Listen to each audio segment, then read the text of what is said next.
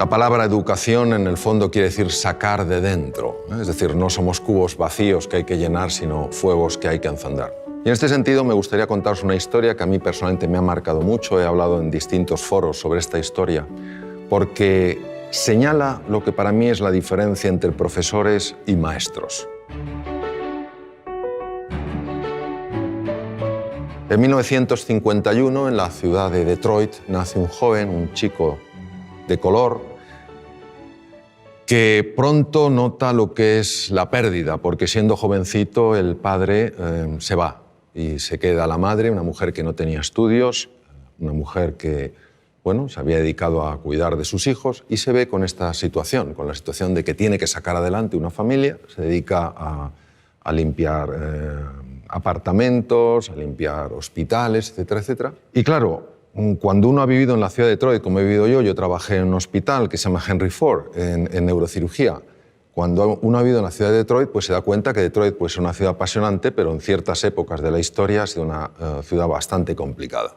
En los años 50 verdaderamente había un apartheid, una especie de apartheid, es decir, las personas de color se tenían que sentar en sitios distintos que las personas blancas, tenían que ir a baños diferentes, etcétera, etcétera. Y claro, este chico era un chico de color, era un chico pobre y que pronto pues, fue destacando no por su talento, sino por lo que consideraban que era su estupidez. Tampoco por su serenidad, sino más bien por su tendencia, su temperamento violento. Cualquiera que hubiera tenido, digamos, una bola de cristal habría imaginado que este chico habría acabado sin duda en un penal en los Estados Unidos, si no muerto en un combate entre bandas enfrentadas.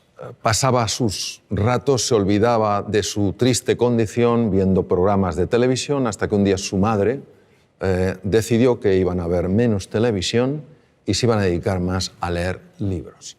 Y les obligó a leer libros yendo a la biblioteca pública de Detroit, y el joven Benjamin, empezó a enamorarse de los libros. Quiero que entendáis que en el colegio este niño tenía las peores notas, pero había un profesor, el profesor de ciencias, que verdaderamente era un maestro. Él creía que en todo ser humano hay grandeza, que en todo ser humano hay potencial, y que la misión de un maestro es ayudar a que ese potencial se despliegue y florezca.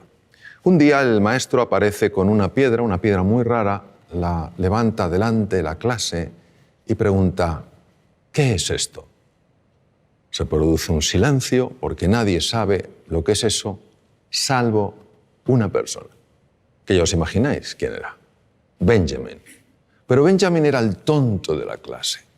La primera pregunta es ¿por qué lo sabía Benjamin? Benjamin lo sabía porque en la biblioteca pública se había dedicado a leer libros de ciencias y por casualidad o sincronicidad, quién sabe, había encontrado libros sobre minerales y había una foto de esa piedra. Pero ¿vosotros pensáis que el tonto de la clase se atreve a hablar? No, porque tú mismo ya matas la respuesta antes de que nazca, es imposible. Si no lo sabe el resto, tengo que estar equivocado aunque parezca que estoy en lo correcto. Pero el profesor sostenía en la roca: de verdad que nadie sabe lo que es esta roca. Y tímidamente el joven Benjamin alzó la mano. Es muy fácil decir: venga, Benjamin, ¿cómo lo vas a saber tú? Si tú no sabes nada. Pero aquel profesor mantuvo un espíritu curioso, interesado. Él sabía que en todo ser humano hay grandeza. La buscaba. Benjamin, ¿tú lo sabes? Sí. ¿Qué es? Obsidiana. Correcto. Pues ¿sabes algo más de la obsidiana? Y vaya que sí sabía el joven Benjamin. Empezó a hablar sobre la obsidiana, las temperaturas elevadísimas, luego el frío, cómo cristaliza la roca, etcétera, etcétera. Supuso un antes y un después en la vida de este chico, porque este chico recuperó la confianza en sí mismo. Creyó que era posible aprender. Creyó en sí mismo. Este chico pasó de ser el último de la clase a ser el mejor estudiante de su colegio.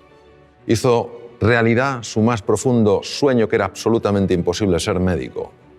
Se convirtió en el mejor neurocirujano infantil de la historia, profesor Ben Carson. Ben Carson en 1987 hizo una operación de separar a dos gemelos siameses unidos a nivel craneoencefálico.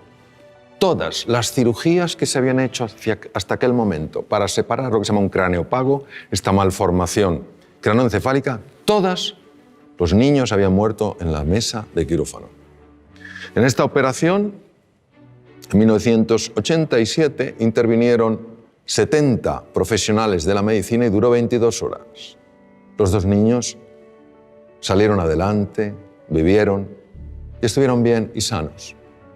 Él aplicó técnicas especiales de cirugía cardíaca a la neurocirugía.